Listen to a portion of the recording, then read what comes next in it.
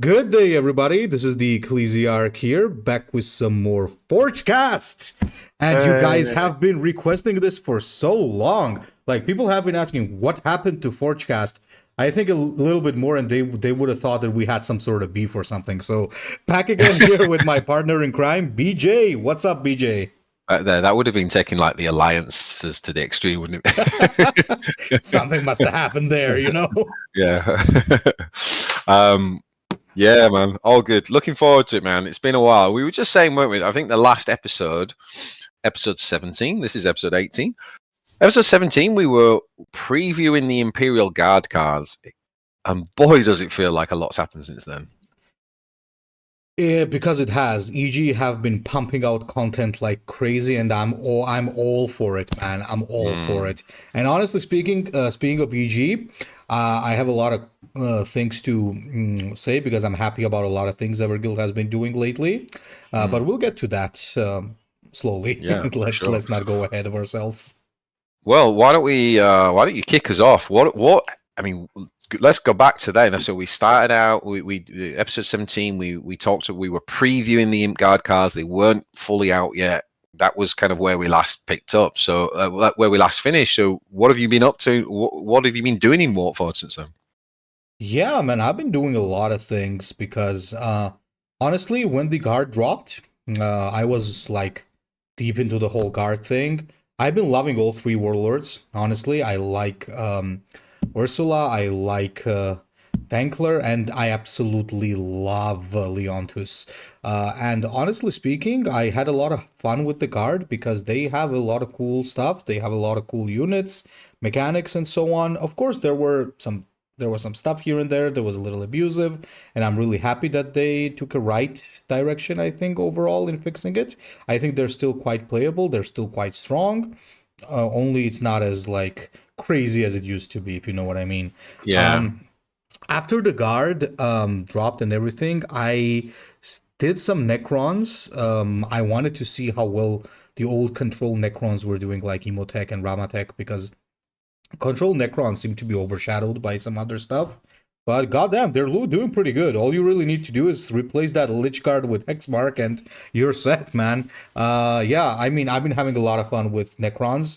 Then, what else was I playing? Oh yeah, I was playing a little bit of Orcs as well, using your shtick with the Commando. So fun. I had a lot of fun with Commandos, honestly. Pretty good, right? Yeah, really good. I had a lot of fun with those. And of course I did some Black Legion because it's really funny that my name is Ecclesiarch on the channel and I'm mostly known for playing Black Legion. It's kind of ironic, I guess. What about you, BJ? What about you? Oh man, so much stuff. Well, I guess there was a couple of things, right? Like when the Imperial Guard or the Astra Militarum, when they came out, that also was the launch of the game, right? Which we haven't talked about. We went finally out of early access, which we did about a year in early access. We went full launch, and I really used that as an opportunity because I knew we were going to get a lot of new players, and so from a content kind of perspective, I kind of really changed tact. Like the season before, I was pushing really hard on the new ladder system. I was like 11th on the ladder, and then going into the final week, and then I got completely wiped out with family, and I barely played and finished like 24th that season. But then when the Imperial Guard came out and the new stuff, I was like, I'm not really going to compete. I want to do something different because it was a hell of a grind. And I decided to do a couple of things. One was to make a new to Warpforge series. So the idea of that was if you've only got 15 minutes and you're interested in Eldar, you can watch this video and it'll kind of give you a really good starting point in understanding like who the Eldar are, like what you need to know in terms of collecting, their play style, their strengths and weaknesses, all that sort of stuff.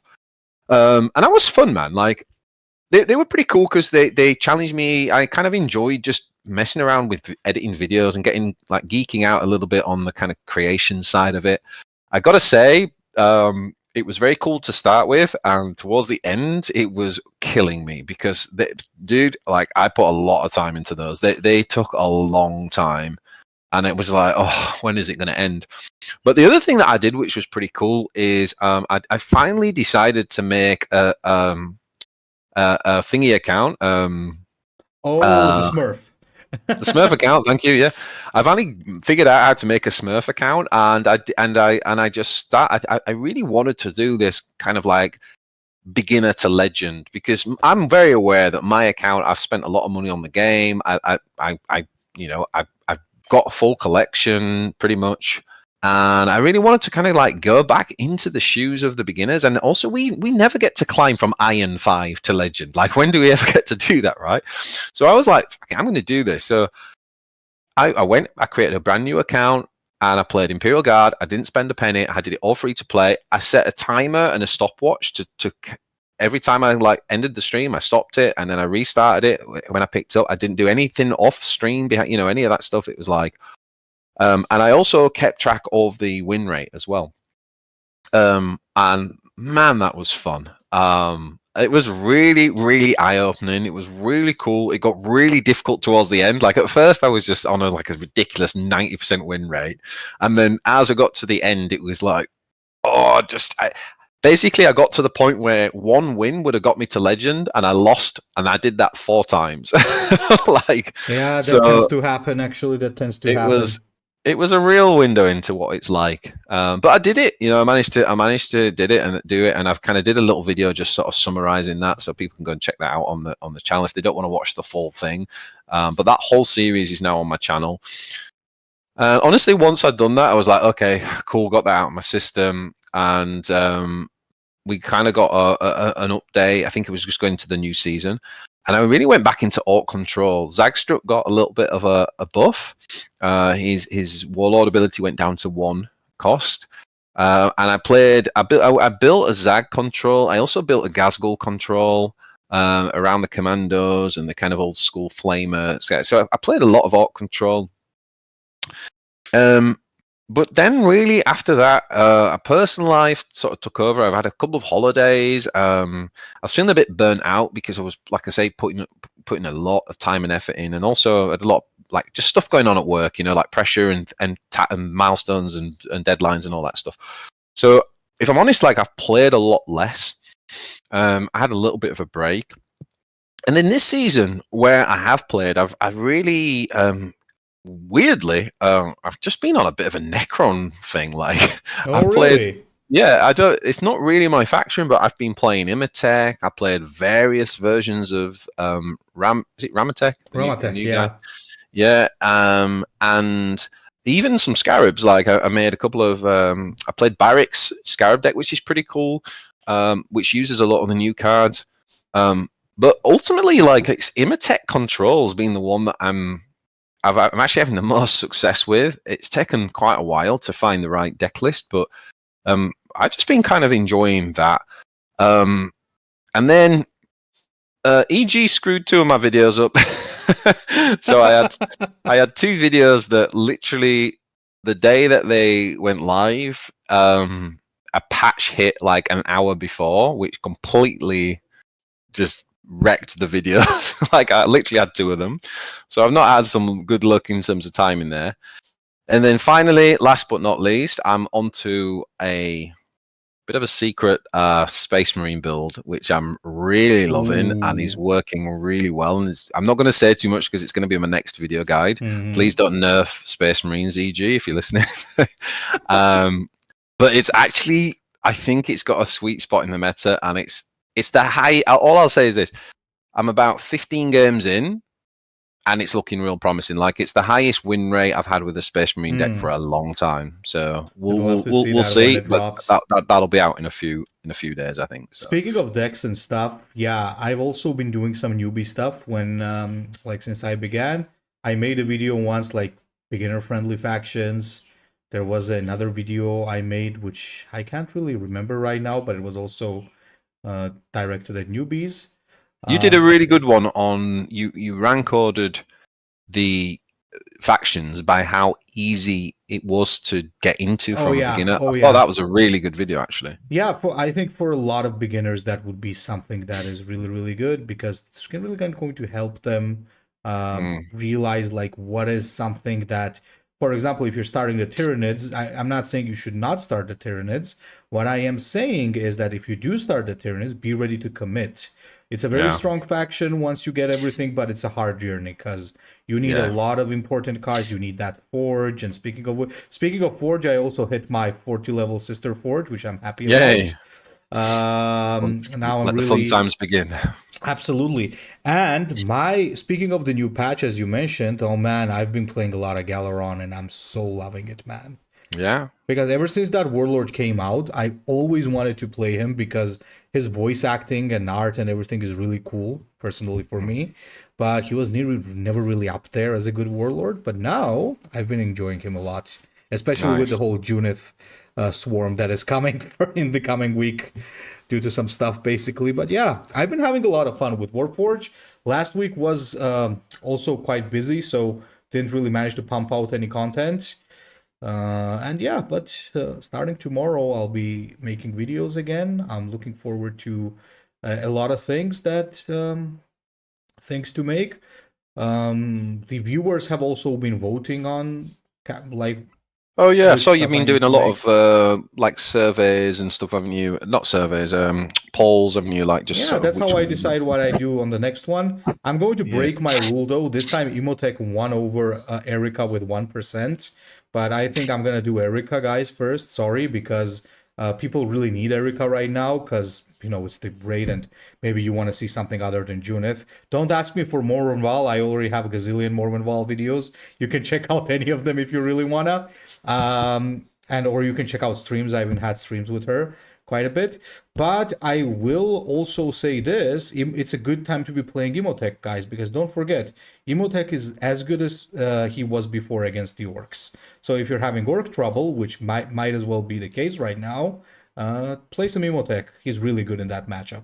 I almost never lose that matchup, so it's like, it's a big deal. Yeah, definitely. Yeah, I mean, it's well, we'll have to see where we'll talk a bit later about where we think the meta's going. Absolutely. Yeah, so we had a big balance patch, right? Like somewhere in the middle there. I've just kind of sent you a link to it if you can't remember. I mean, how do we think this has landed? Like we won't go through every one, but we had the Ultramarines got quite a lot, didn't they? They keep sort of chipping away at the Ultramarines. They kind of were the meta, then they nerfed them after the Predator meta. And then they've been probably the worst. I think it's fair to say they've been the worst faction for about 3 seasons now. And they have made about 10 buffs in this balance patch. What did you have any thoughts on kind of like what were the most impactful things there? I do have a few opinions. First of all, I think I mean, a lot of you guys might disagree with me, especially Ultramarine lovers, maybe, but I think EG is taking Ultramarines to the correct direction because I really didn't like the whole abusive type of Ultramarine with the whole refills and stuff. Now it seems like it's much more enjoyable to play against, and slowly buffing the faction is good. For example, I really like the Warsuit buff. Mainly because I always thought that the problem with that card was it didn't shoot when it was removed. Yeah. So it's a really good one. It should always have been that, shouldn't it? Really? Absolutely, it should have always been there. There was the buff to the Predator, which I enjoyed because, honestly speaking, man, like Predator just being outright worse than a Lehman Russ somehow doesn't do it for me. So now it's much better that it's a little more buffed, but there have been some very interesting HP buffs on some units, right? Yes. And I think those were the actually impactful ones because I've been seeing people running stuff like Aggressors, running stuff like Blasters, running Talion, which received 2 buffs now, basically. 1 to the stats and 1 to the refill. So, yeah, I've been seeing some interesting stuff. People have been playing more Ultramarines, but, of course, it's not as strong as it used to be. But I think there is a lot of hidden potential in the Ultramarines overall.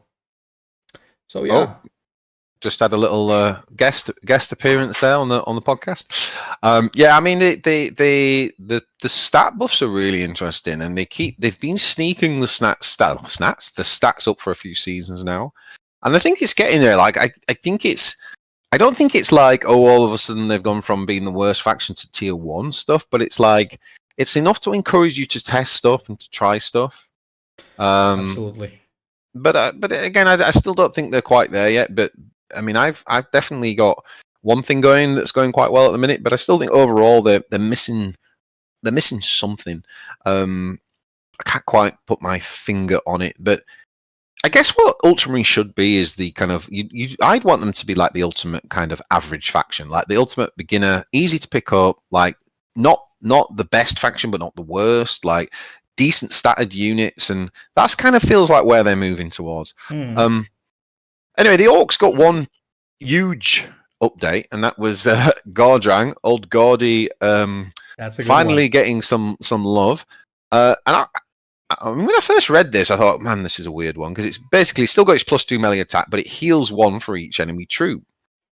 Now, I mean, like from a lore point of view and everything, I was like, oh, I'm not sure. Like, what's the idea of the heal? I guess maybe like some sort of berserker that you just can't kill. Maybe you can think of it that way. So maybe like but more either he way, fights, more angrier he gets, I guess. Yeah, that type of thing. But either way, this is like one hella. Like this is way more impactful than any of the Ultramarine updates. I mean, this makes him like the best warlord, doesn't it? I would say he, as in the best alt warlord. He competes with Grok, I guess, because both are very specific. Grok really has that card draw and control and everything, but Gordrang is just so good against Swarm right now. Like, I've been noticing that one thing that EG has been doing with recent things, they've been trying to cut down and kind of cripple the board swarmers. And I kind of, honestly, I'm kind of on board with that. Because look, a lot of people have been complaining about Junith, a lot of people have been complaining about Imperial Guard board spam, but that's the thing, I think board spam should be a thing. It should be a valid tactic, but there should also be things keeping it in check. So in a way, it's, I think, alright to have Gordrang like that. The only thing that I kind of dislike is that some matchups become almost hopeless, because like, I've had games against, for example, Nemesaur, where I was Gordrang and it's like energy 16 and I'm full HP. So that's kind of nutty. Okay, so there are some things that maybe some situations where he gets kind of crazy, but overall it really brought him back, and I really wanted him back because as Zag received the buff, and I think we're actually getting to a point where all 4 Orc Warlords are playable. So yeah, sure, if you're like chasing the meta, sure, you're gonna choose specific ones, but I think it's good that we can now play all of those warlords. We're slowly getting there. Even in Chaos, we now have Galaron. And honestly speaking, let me just diverge a little bit. I really love the Galaron change. I've been having a lot of wins with him, and he seems very fair because you really have to work for what he does. And his build is very different from standard. Well, not super different because Black Legion card pool is very limited. But I've been using like Galaron's Apostle or Disciple or whatever it is, Havoc Marine. So it really gives you a different type of approach to Black Legion, which I really loved. So yeah, I think both changes to Chaos as well as Orcs have been quite impactful. I've loved both of the changes. So for those who don't know, Galaron now, when an enemy with vulnerable dies, it basically heals 1. So his ability itself hasn't changed, but him healing every time something with vulnerable dies is really interesting. And it makes the Adultress, the 4E card that basically says every time your opponent plays a unit, it comes down with vulnerable. It basically gives Galaron heal every time they play a unit. Like, that card now is Galaron's card, as far as I'm concerned. Like, absolutely, it is. That has massively transformed that card. Are you playing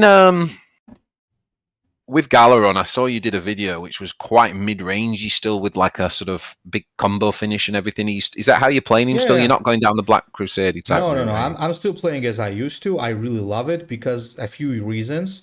He's good against Junith because he manages to beat her down a lot. So I had like, I think 6 games today against Junith. I lost, I think, only 1 out of those games. He's pretty good against that matchup. He's okay against orcs, for example, but it really depends on stuff. He's good against, let's say, Tau drone spam. So he has very specific matchups where he's good. You could play, for example, Black Crusade. Honestly, you could. But the problem I find with Black Crusade is that despite the healing, Galeron is quite vulnerable. Let me tell you the problem with that. If you play Galeron and somebody plays a 40 HP Warlord, the biggest play is to just do the Hellfire Outburst. And in a lot of cases, you're going to lose.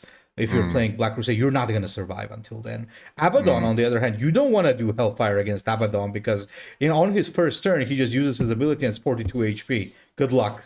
But against Abaddon, against Galeron, I understand that not everybody has Hellfire Outburst. It's kind of like Acid Rain against the Tyranids, but whenever you do face it, it's quite difficult. And mid-range really kind of helps you not go down that hole of basically having to, I'm going to survive until Black Crusade. Probably you're not. Leave it to Abaddon, I would say. Yeah. What about High Fleet Leviathan? Do you think it's made of it? So the Lictor and the Death Leaper basically got hit a little bit. The Lictor went down to 4 melee attack from 5. The Death Leaper's melee attack went down from 7 to 6. So just kind of like nerfing the stealth stuff a little bit. And also maybe one of the big ones was the Neuraloid going up from costing 0 to 1, increasing its health by 1. What did you think? Okay, so I'm going to say two things. I like the stealth nerfs because I prefer if they nerf stupidly abusive cards rather than nerf Swarmlord, because Swarmlord is a good warlord. I really like him, and I don't want him to lose his identity. A lot of people have been saying just make him 2/2. No, come on. Oh no, that's his identity, right? Never. So nerfing the stealth is okay. He can still one-shot you, so it's not a problem. And he still has the big Synapse build, big bug build, which people have forgotten about for some reason. But the Neuraloid one, I do not like. I'll explain why. It's not because they nerfed the strong tool. It's because I kind of don't get why would I play that over the Neurogaunt now. Does the Neurogaunt have Synapse as well? It's basically no reason to play that because Neurogaunt is the same unit except you can replay it 3 times. So what's the point of having Neuraloid now? There's literally 0 points. So that's what I dislike about that change. Maybe what they can do about Neuraloid later down the line is either revert it or maybe change something about it, because now it's just the worst Neurogaunt. What's the point? I don't get it. Lost its identity, hasn't it? Like that whole idea of a 0 cost Synapse thing. Yeah. All right, and then the Astra Militarum got a couple of nerfs as well, which again I personally wasn't a massive fan of this because what they've done is they've nerfed the Rogel Dawn and the Baneblade. And they've kind of changed Ursula's talent. Now, look, Ursula's talent, fair enough. They've clearly made a decision. It's the same with Magus. They don't like the Warlords giving you a card and discounting them because it kind of acts like ramp in the future, right? Like if you're on turn 3 and you draw like an E5 card, then that means you can play it the next turn 4, which you shouldn't be able to do. So fair enough. Like if that's where they want to go. But the tank changes, I really don't know how I feel about those. I don't think I like them because my point is this, right? The siege warfare is what broke those tanks. So playing the siege warfare on 8 because you got it off an Astropath, and basically on E8 putting down a Baneblade and a Rogel Dawn was game over. I mean, that was just unless you had Will of Gork, basically that was it. These nerfs don't change that. If I still play Siege Warfare on 8 and play the current Rogel Dawn and Baneblade, it's still game over. Like it hasn't changed that one bit. What it has changed is it's changed how good playing a Baneblade is on E10, and I think that's a really bad direction for the game. They'd made a really positive move in giving us late game units.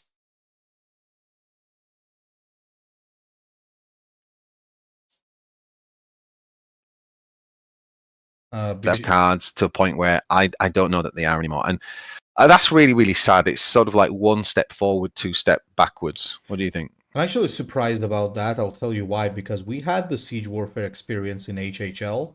I think I even mentioned, like, you remember when we played the test, when we tested the Astra Militarum, I actually had the Astropath Siege Warfare combo, Reason why I instantly found that on day one is because we had the same thing in HHL. It was just called Desperate Defense. Uh, Basically, like what it did was it would choose 2 random units from your deck, drop it, and give them Vanguard. That's what it pretty much did. So, and the way they nerfed it was they made the card 8 energy, but instead of 2 cards, it now drew only 1. So that way they didn't really have to touch the big guns, right? I don't know why they decided to do the opposite here. I think Siege Warfare could have been okay as an 8 energy card that draws a big unit, because I think one of the biggest problems with Siege Warfare is that it gives you 2 big units, right? Because if somebody just presses a button and gets 2 Bane Blades, that's 4 armor on the Warlord and 2 gigantic cards on the board, right? So very hard to deal with. But as you said, yeah, you didn't nerf the problem, you nerfed other things, and now the problem is still there. So yeah, kind of bad, I would say. Maybe I would even say the Baneblade one was bad, but not that bad. But the Rogaldorn one was depressing because it was one of the greatest late game drops, and suddenly now it's not that great anymore, which I don't like because I love the late game tanks. Come on, it's the Imperial Army identity. It's so cool. But yeah. Yeah, and if you look at the Guard, like I think Guard are kind of like right now. I think they're sort of in a sort of like mid tier, like tier 2 maybe. They're more in the sort of tier 2 range. I think they have very good early game. They had underwhelming kind of 6-7 drops compared to other like meta decks. But then they got good again at the end with the Rogal Dawn and the Baneblade, and now nerfing those is, I don't know, it's definitely pulled them down a little bit. You know, one thing that people, I think, sorry for interfering, like people don't notice on Guard, and I actually had a lot of people comment on that, and I noticed that you guys maybe don't know about this. So please take this, what I'm going to say, into account. A lot of people don't know how strong the Vox operator into Vanquisher is. When you give flank to a Vanquisher, it can use duty on the enemy face. So a lot of people don't know that. They think that because flankers can't attack the Warlord, they can't shoot a Warlord. That's not true. It's a finisher, guys. It's a very strong finisher at that. So keep it in mind, okay? Just for the future. It's one strong combo that's overlooked. Honestly, I think the Vanquisher's like probably the most underrated of the cards. I think it's a really good card. And actually back to my beginner to legend series, the thing that I ended up tweaking at the very end to help me get over the line, I ended up putting double Vanquisher in, and it really helped. It does. But yeah, I mean the last couple of things on the balance patch really was to do with the Warlords. So we had Erica got a little buff. She now can stun a target if she's got 5 faith. And then what was a huge change, they actually only like a week later from Jane Zar being released, they actually changed her basic description to say that when an enemy is stunned, deal 2 damage to it. And previously on launch of the card, it didn't do that, and that was massive. So much that it obviously catapulted Jane Zar straight to S tier. Like, she was just dominating to the degree that a week later they've now hotfixed it and changed it to a kind of mid ground, which is still has that ability but only does 1 damage. Which I don't know about you, but I think that feels about right to me. What do you think? It feels absolutely right. That's what a lot of people said, actually. Maybe 1 would be very good. She now is still good with the stuns. Now the new card has synergy with her. I love it. I love that Jane Zar is now her own type of warlord. And come on, guys, it's a Phoenix Lord. It should have something. It's not just a random friggin' space elf, right? She should be strong. And yeah, I really like her now. I think she's going to be very interesting now and annoying as well. But not overpowered. But as I mentioned at the start of the video, I want to give big props to EG because hotfix, that's what I said a lot in my voice of the community, that this game needed hotfixes. If we had a hotfix for Predator Annihilator back in that time, it would have fixed so much. And I think EG have picked up on that. And EG did a very good choice in nerfing Jane Zar, because before she got changed, there were people saying in the chat, so when are we expecting the nerf? And they were like, nah, probably not for a month, so might as well rest from the game. And boom, suddenly they do that. So this is what we need. We need those hotfixes. We just avoided a hellish type of meta, because of that. And I for one am really happy that they did that. And yeah, keep it up. That was great. That was perfect. Yeah, I think it was deserving of a hot fix. Absolutely. They obviously have the data, don't they, at their end, and they were probably seeing ridiculous win rates and whatnot. And yeah, I'm glad they made that change. We're going to go before we go on to part 2, where we're going to kind of review the new Sisters cards and talk about the recent raid. Just a couple of things. We have had obviously the Imperial Guard faction actually landed, and we had an Eldar reinforcement drop that came along with Janzar. I thought we'd just kind of should we just finish this section just chatting a little bit about what the impact has been of those in the game, where we think they are. I mean, it was interesting with Guard. If I just start on Guard for a second, I kind of had 2 experiences, right? I had my main account where I got all the cards, and then I had my beginner account where I had to work with the basics. What that taught me is that I think Astra Militarum are the best beginner faction in the game right now. As 100%. The basic cards, 100%. If you're getting into this game now, and you're especially if you're going to play free to play, Astra Militarum, absolutely brilliant base, but the best base set we've had yet. I saw a lot of people in the pre-legend ranks going, "Oh my god, AM are broken. They need fixing immediately." And I'm like, they're actually not. They're just really good at beginner level. When you get to the top end of the meta, they're not tier 1, especially now, after the nerfs. They're not tier 1. They're still good, but they're not OP. Definitely not OP. So I think my thoughts with it, the cards that landed, they suffered a little bit from the Sisters thing, right? You know how Prey is really difficult. It's a fun mechanic, but it's hard to pull off. I felt like Duty is very much like that. Denkler, I thought was a really cool lord.